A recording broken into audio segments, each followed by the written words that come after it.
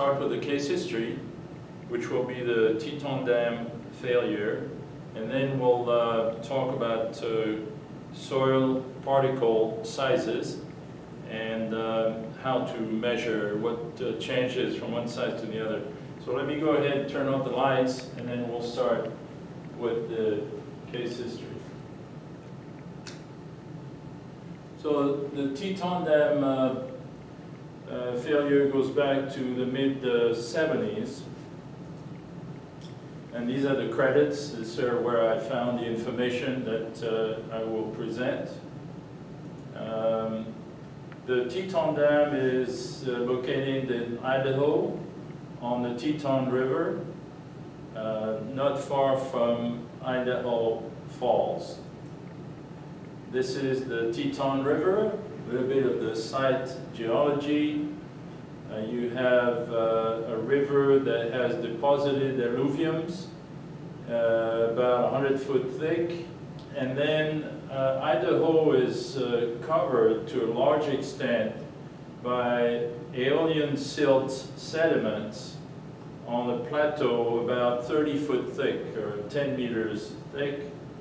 And those silt sediments are brought by the wind that blows them in. So you have a lot of that silt, and that becomes important in the story of the Teton Dam. Again, this is the site geology. It's a cross-section at the point of the dam. And before I go further, we typically have two types of dams when we want to retain water.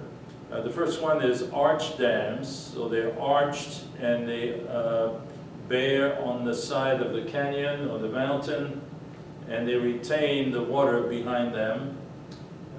These are made of concrete. Or we have earth dams that are also called embankment dams that resist the water behind them, and we build those when the valley is too large and it would be too expensive to do an arch dam or not just feasible. So this is a case of an earth dam, and the section where the dam is going to be built is at that location that you see. And note that the horizontal distance is significantly distorted compared to the vertical distance, the vertical elevation. Here is the right abutment where the problem developed. And you can see that the rock that's in place is quite fissured. You see that it's fragmented, and that's going to be important in the story. So here is the dam, a cross-section. It's a bit complicated, but if you can, let me see if I can show screen pointer option. How about the laser pointer? Yeah, that's better. So the dam has a slope of about 2.5 to 1, and then 3 to 1 on the downstream. There is an impervious core to retain the water, and because there was so much of that silt available to the contractor, then they use that silt to be the core of the dam. Unfortunately, silt is very erodible, and that may not have been the best choice. There are on either side of that silt core some gravel layers that are there to keep the core in place by gravity. And there is also a 100-foot deep or 30-meter deep trench, cutoff trench, to make sure that the water cannot go underneath the dam. Yes. So here's the trench so construction starts by digging the trench at the bottom to prevent the flow of the water. So this is in the fall of '72. And then 3 years later, the dam is built. You can see here is the spillway, the earth dam that cuts across. And then you're ready to, because first you have to divert the water so that the dam site becomes a dry site and you can work in the dry. And then at the end, once the earth dam is built, you can cut the diversion and let the water fill in the back of the dam. But you have to be quite careful during that process, because this is probably the most dangerous time for the dam, is the first filling. So it started in October '75, and the engineers decided that it was okay to fill it at any rate they wanted, up to about halfway the height to the full height of the dam. And then beyond this, they should limit it to about 1 foot per day. That would be a rate that would be low enough that they could monitor how the dam was behaving and be able to make any changes if they needed to. Well, it turned out the river outlet work was supposed to be fully operational by May '76. Where the Teton River flowed, and because there was some significant flows that were expected to exceed the capacity of this auxiliary outlet work, but the outlet work was never completed. So due to the high expected inflows, the rate was relaxed to 2 feet per day. So the water level in the head pond, the reservoir, would be allowed to rise at a rate of 2 feet per day. However, from May 11th until June 5th, the 2 foot per day requirement was exceeded.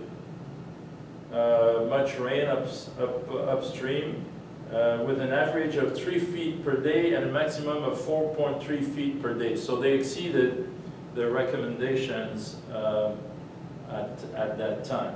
So on June 3rd, 1976, a leak developed 1,300 feet, about 400 meters downstream from the toe of the dam on the right abutment side. And right and left abutment, you call those looking at the dam from upstream.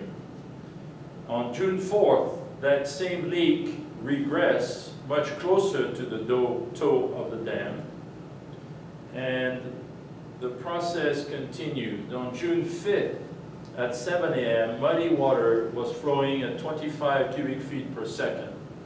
Now, if you have a leak downstream of the dam that is clear water, and the leak is limited in quantity, that's probably not so much to be worried about.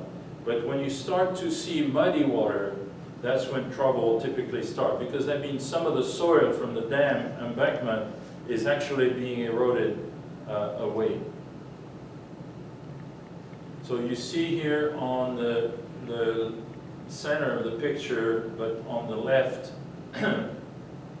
of the dam, or the right abutment, because right now we're looking at it from downstream.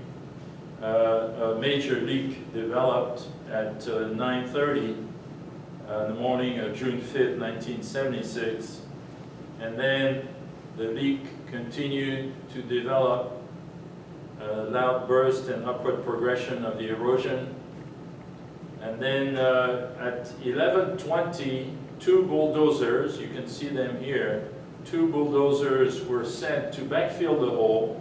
The bulldozers fell in the hole, and the operators were able to escape, so they were okay. The hole continued to progress by backward erosion, and a second hole occurred at 11:32, and the erosion progressed and progressed, and the dam was breached at about 12 noon. So remember, that started at 9:30. By 12 noon, the dam was breached. So this erosion process is quite rapid. There was, some time for the police to notify the folks downstream, but unfortunately, 11 people died. 13,000 head of cattle died. There was a lot of lawsuits. The dam was never rebuilt, actually, and remains in place. You can go there and visit it. In fact, here it is. the Teton Dam 2-day.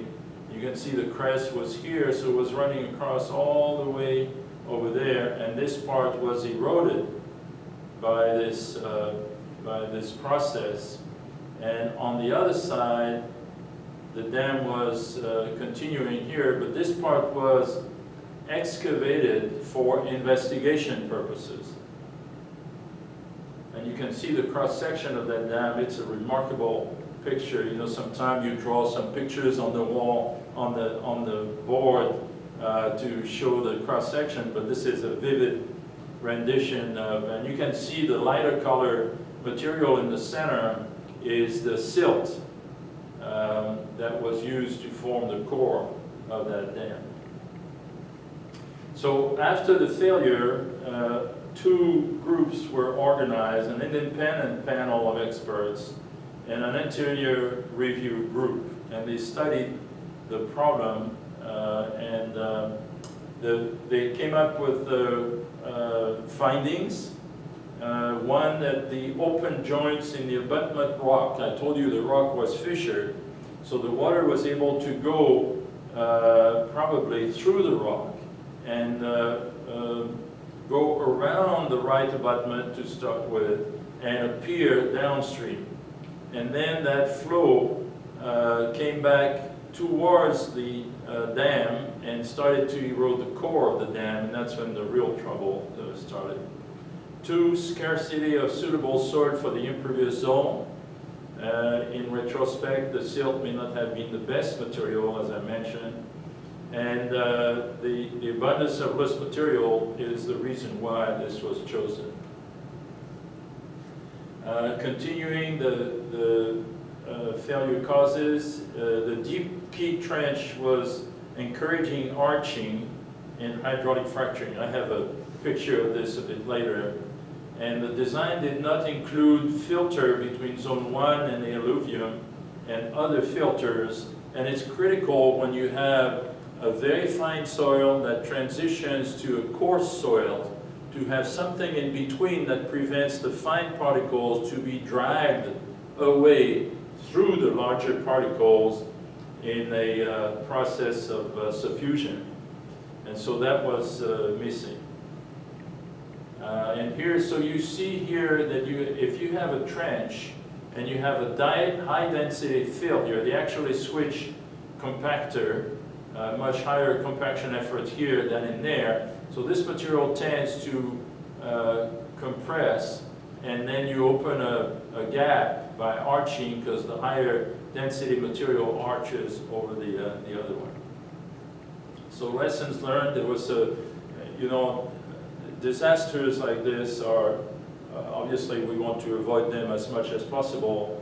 At the same time, when we do have one, we try to learn as much as we can because we learn so much from our mistakes. So the dam failure was due to internal erosion, and it was quite quick. Two, filters should be incorporated in dam design between any two layers. There should be multiple lines of defense. The design provisions should account for low quality material and unanticipated conditions. Detailed construction duration should be kept to fully understand the embankment performance. Dam design should be reviewed by external panel of engineers. And of course, we've been doing this since 1976 because of what we learned. Monitoring of the dam should be performed so that we can see how the dam is behaving upon filling. Highly jointed rock cannot be completed, treated, and sealed by grouting. There was effort to grout this jointed rock, but you can't assume that it's going to be completely plugged. The designer of the dam should frequently visit the dam construction. Geometric configuration in the trenches, you have to be careful, and the hydraulic fracturing also occurs due to discontinuity. So that's the Teton Dam failure. And we have a lot of dams in the country, and of course the vast majority of them work very well. and we have a number of organizations that look after those dams, the U.S. Bureau of Reclamation, U.S. Army Corps of Engineers, and they do an excellent job of being responsible for these dams. All right, let's move on to talk now about particle size. I mentioned in the Teton Dam you had these very fine silt particles that made the core of the dam, that stopped the water from going through, at least that was the design intent. And then there were some much larger particles on either side of that core that were there to keep the dam stable. So let's look at soil particles. And soil particles vary in size. So let's talk about particle size.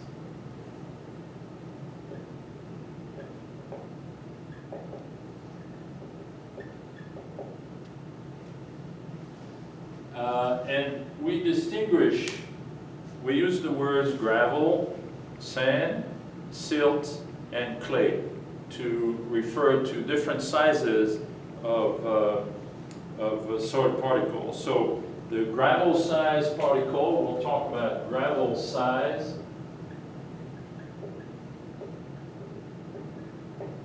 Will be from 12 millimeters, let's say, down to 4.75 millimeters. Okay, so it's not very large, and 12 millimeters down to 4.75 millimeters. But these are the big ones. Then we have silt, sand size particles, and that's going to be from 4.75 millimeters down to 0.075 millimeters. So now we're starting to talk about some very small particles.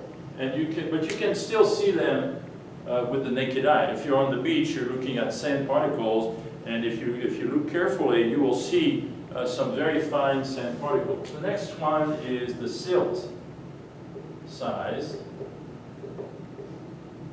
particles, and silt will be from 0.075 millimeters to 0.002 millimeters. So now we're talking about really having to look through the microscope to be able to see those tiny little ones. And then clay size particles are anything that is smaller than 0.002 millimeters.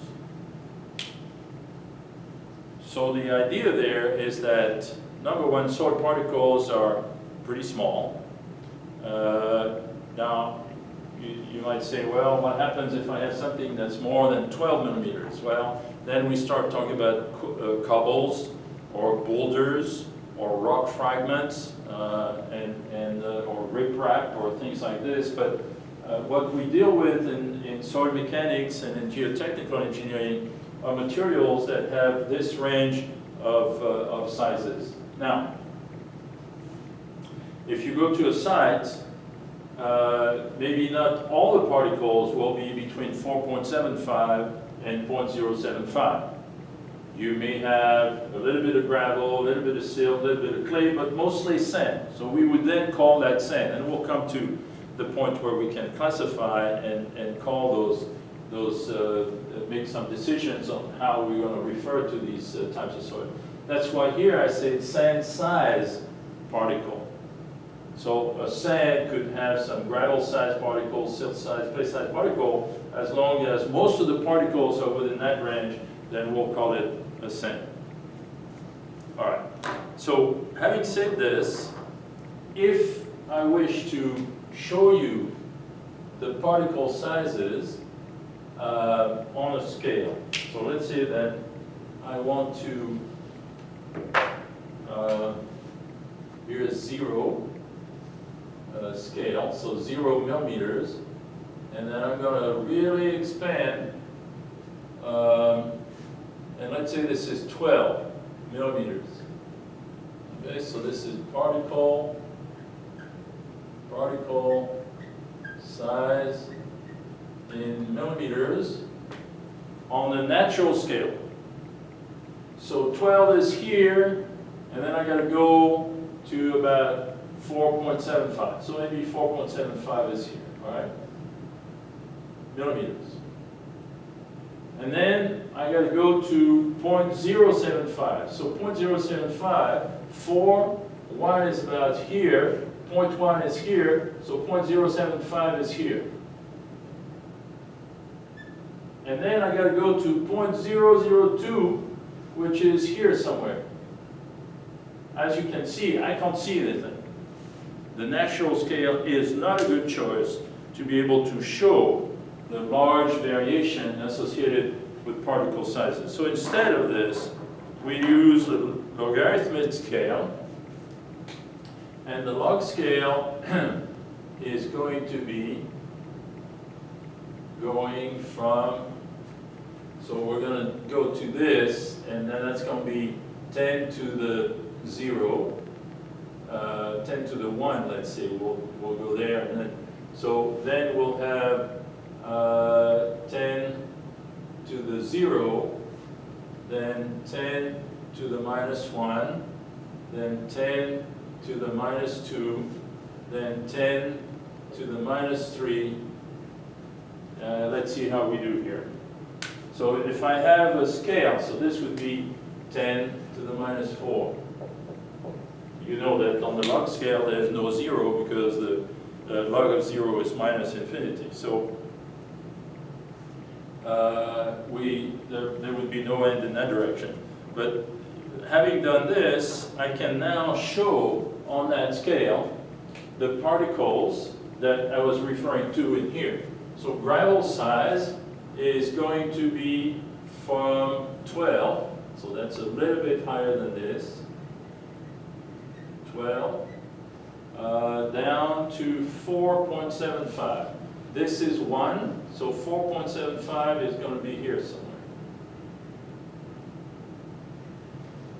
Okay, so this is going to be gravel. And then the next range is 4.75 to 0.075. So 4.75, 1, 0.1, 0.075, somewhere in here. This is going to be sand. And then I'm going to go from 0.075 to 0.002. This is 0.1. This is 0.01. This is 0.001, so 2 is going to be right here. That's going to be the silt size particles. And then the rest here is clay size particles. Okay? So the boundaries, we say 12, it's 12 millimeters here. And we say this is 4.75, we say this is 0.075, and we say this is 0.002. Okay? So midterm. So the midterm will have about 10 short questions. It's closed book. 10 short questions, and then 3 problems, let's say. It will be a 1-hour thing, and so some of the question could be, what is the range of sand-sized particles? So the answer is here, 4.75 to 0.075.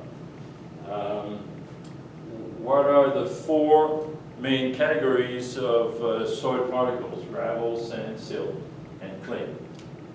So you need to know those boundaries here, numbers, by heart. It's an important distinction between, and the reason it's important is what I'm going to show you below here.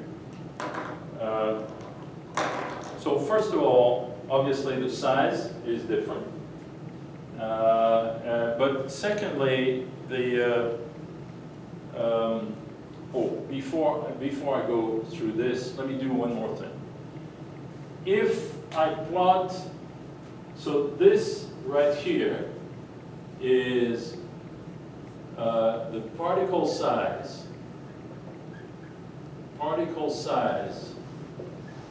in millimeters on a log scale.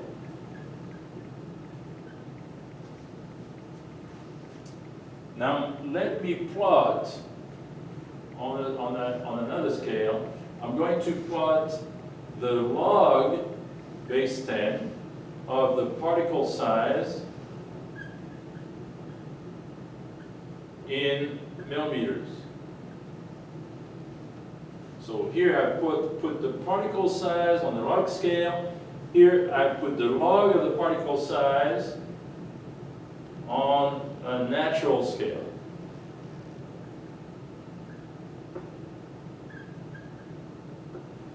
All right, so what does that give me?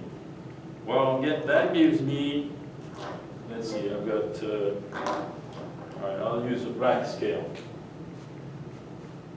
So here's the scale that I'm preparing. And here I'm going to put the log of the particle size on a natural scale. So log of 10 to the 1 is 1. Log of 10 to the 0 is 0. Log of 10 to the minus 1 is minus 1. Minus 2 is minus 2, so they should correspond there. I didn't do a good job. Minus 3 and minus 4. So these numbers are the log of the particle size in millimeters. These numbers are the particle size in millimeters on the log scale. The scales are corresponding. So let's do a short problem. It's actually part of problem, let's see, let me go to the book here. It's problem 4.3, I believe. Yes, problem 4.3. And the question is, place 0.075 on this scale. So let me repeat and clean that up here. We have a scale, and this is 10 to the 1, 10 to the 0, 10 to the minus 1, 10 to the minus 2, and 10 to the minus 3. Okay, so I shortened it a little bit. And the question is, place 0.075 millimeters on the log scale for particle size. Now, define precisely where this point is and do it mathematically. So the way to do that is to go to the log of the particle and say, all right, I've got the log of the particle, which is going to be 1, 0, minus 1, minus 2, minus 3. And remember, this is D, the diameter or the size, D in millimeters on log scale. This is log D in millimeters. So D, in the problem that I have, D is 0.075. So I have to find log of 0.075. And that is minus 1.125 equals minus 1.125. So then I have to go to, you see it here, 0, minus 1, and I got to find minus 1.125. So this number here is right there, minus 1.125. And I can scale it on the natural scale. Then I know it corresponds to the same thing going up this way. And so that's where 0.075 is located. We can repeat the same thing for 0.002, let's say. So we can do log of 0.002 equal, and I don't have it. Well, let's do 4.75 then. Instead of 0.002, let's do 4.75. I have the answer there, and I forgot my calculator. 4.75. Log of 4.75 is 0.677. Log base 10. So if I go to 0.677, where is that? 0, 1, 0.677 plus 0.677. So therefore, the corresponding value, which is 4.75, is located right here.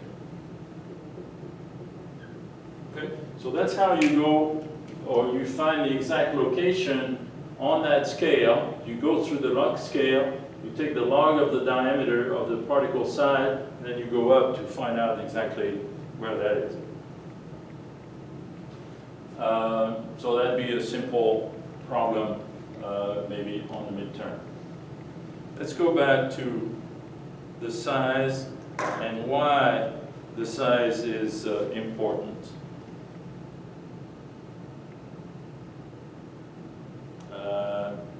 I've lost my timer, so where is this fancy thing? Clock. There we go. All right. So what is different about these sizes? Well, the first thing is to see the particle. Here, you certainly can do it with the naked eye. The sand, you probably can do it with the naked eye as well, if you have good eyes. The silt, you probably need a microscope. Fairly, ordinary microscope that you buy at the store. But for the clay, you probably need an electron microscope or X-ray diffraction techniques. You need something quite fancy to be able to see those particles. That's how small they are. So the tools that we need to be able to see them is one thing. The shape of these particles, these right here are typically rounded or blocky. I mean, you see sand particles, they're pretty round. I mean, they're angular often, but overall the shape is rounded. On the silt and clay size, these are plate-like or rod-like. And one of the reasons the clay particles are plate-like is because they're easier to break down by weathering. Okay, these are the quartz particles, the sand and gravel particles are quite strong. It's difficult to crack. You can imagine if you have a grain of gravel, with your thumb, you're not going to break it. You need a hammer, and even at that, it's going to break in smaller, fairly rounded particles. But these particles here are easier to break down, and that's why they get a lot smaller in nature. So the shape is quite a bit different. The forces that govern the behavior of these particles are also quite different. Here, you're talking about gravity. okay? Gravity, friction are the phenomena that are involved. You know, they're sitting heavy, and to move them apart, you have to grind the thing. On this side, you have electrostatic,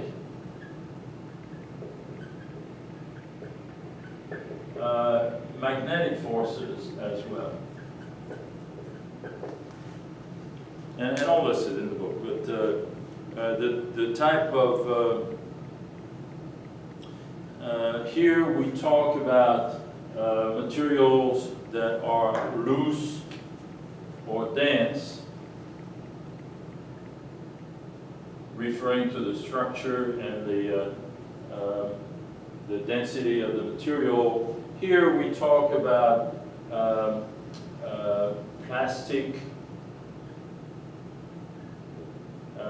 plasticity of the material, in other words, how sticky it is, if you wish. So here we talk about how loose or dense, and over there plasticity, and then we do some tests that help us to decide about this plasticity. So you can see that there's really two groups of materials that have different properties, and all along we'll discuss what happens in this part and what happens in that part. All right, so that's some of the distinction to be made. How do we measure the size of these particles? That's the second topic. And let's see, I'm going to erase this. Let me erase this.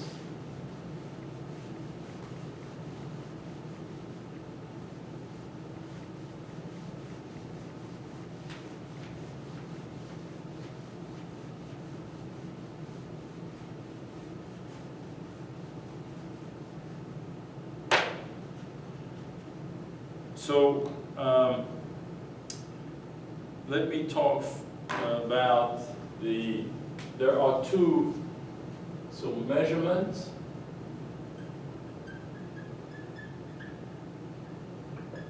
of particle size.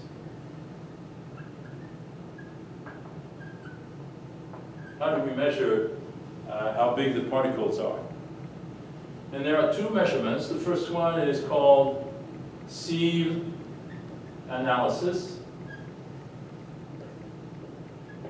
And the second one is called hydrometer analysis.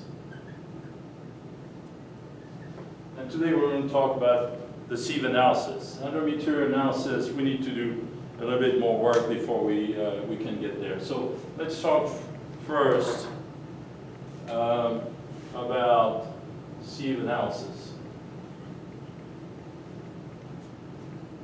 So in this case, we prepare a set of sieves, a stack of sieves, and we put them on top of each other. The bigger opening is at the top, and the smallest at the bottom, as you can imagine. The openings of the sieves correspond to typically 4.75 millimeters. This is sieve number 4. The next one we'll put is number 10, 2 millimeter opening, sieve number 10. And then we'll put sieve number 40 at 0.425.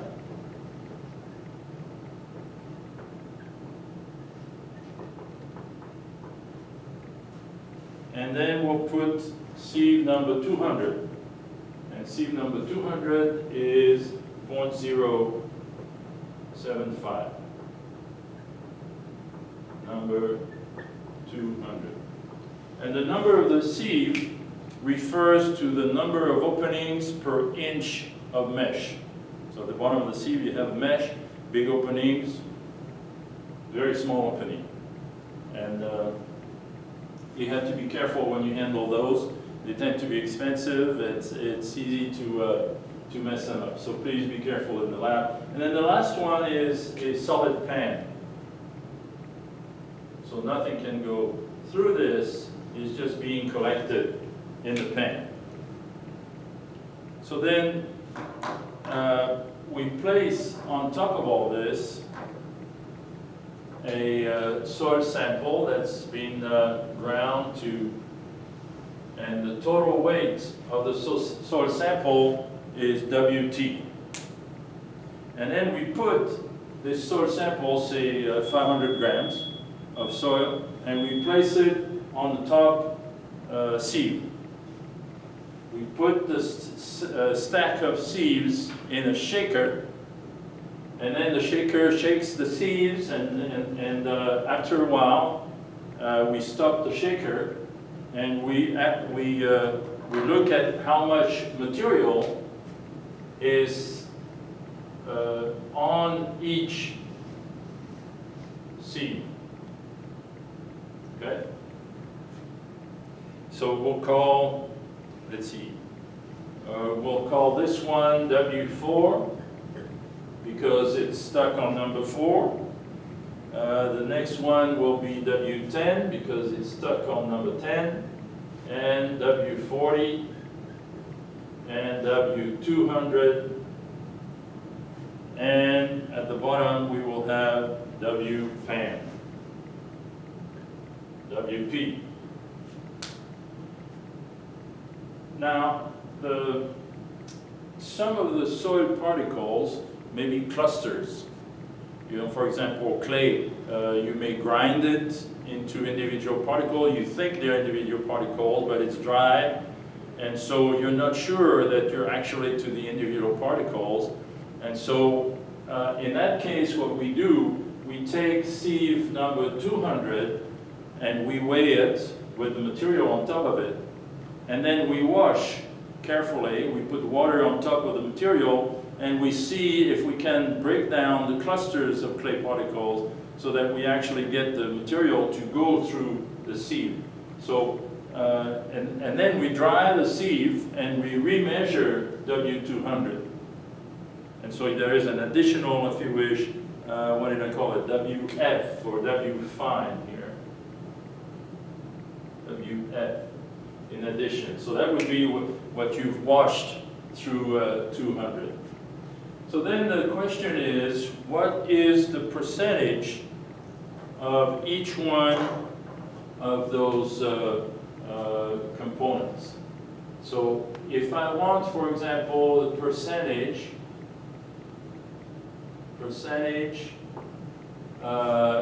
finer than,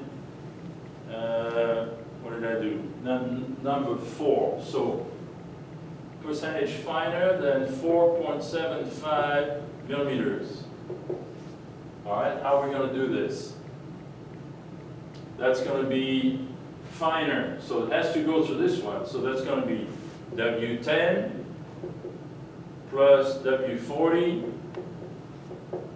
plus W200 plus WP plus WF divided by W total, and then times 100 to get it as a percent. Right? If I want the percent finer than 200, let's see, percent finer than 200, so that means 0.075.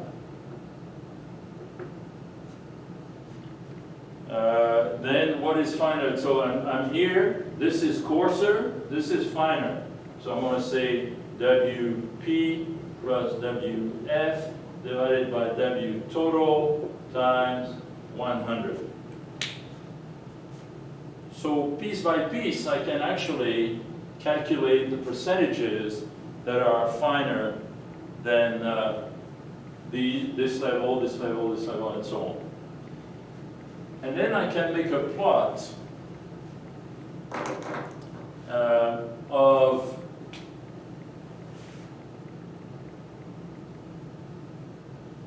can make a plot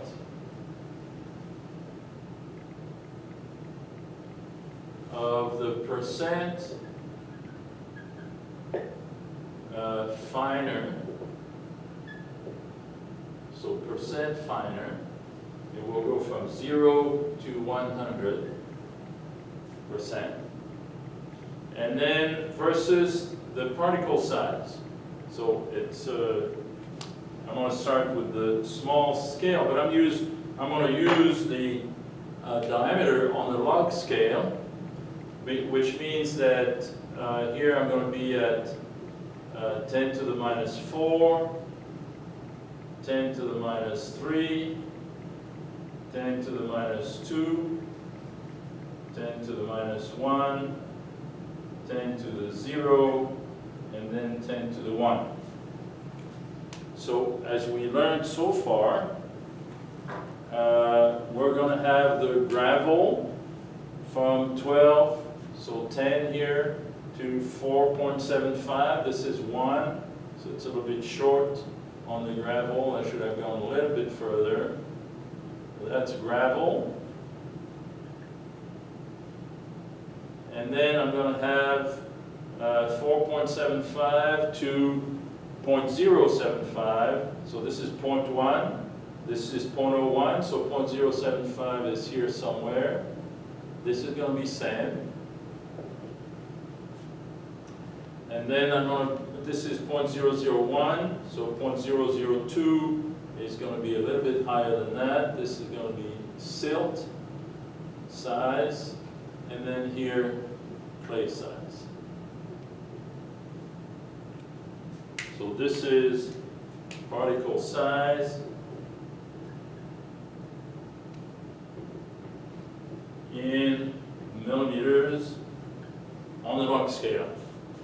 And then what you do is you plot the results here of percentage that you calculated from your sieve analysis. Here was percentage smaller than 4.75. So 4.75 was right here. And you can see that the percentage is likely to be fairly large because you only had to go through 4.75. So you might have a point right here. Okay?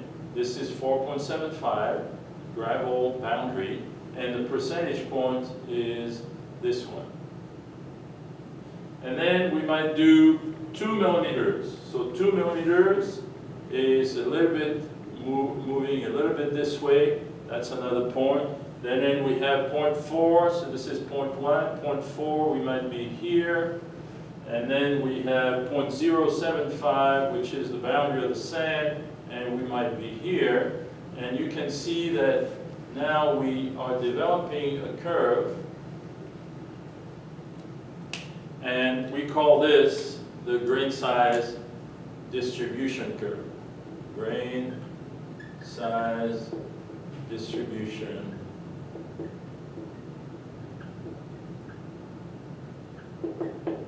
curve.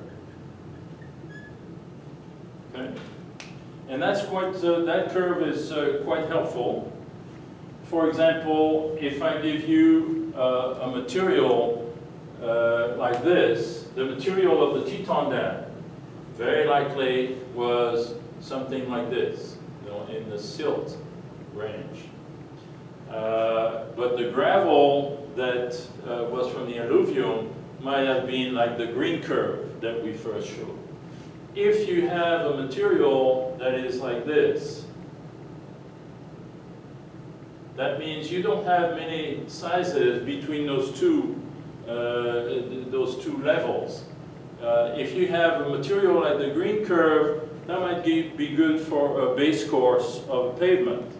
If you have a material that is in here somewhere, then that might be good for the core of an embankment. So these simple curves are quite helpful. However, what I've showed you is how to determine only the percentages that are on this side here. So this is Sieve Analysis. And on this side is hydrometer analysis.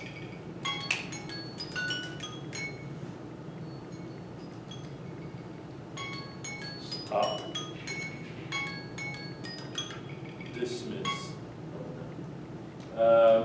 So we'll learn the hydrometer analysis next time, because you can imagine this is already a very fine number 200, very fine sieve, and we're only at 0.075. To go to 0.002, we'd have to something microscopic. We cannot do sieve analysis, so we have to do something else, and we'll learn that next time. So I'll see you next time.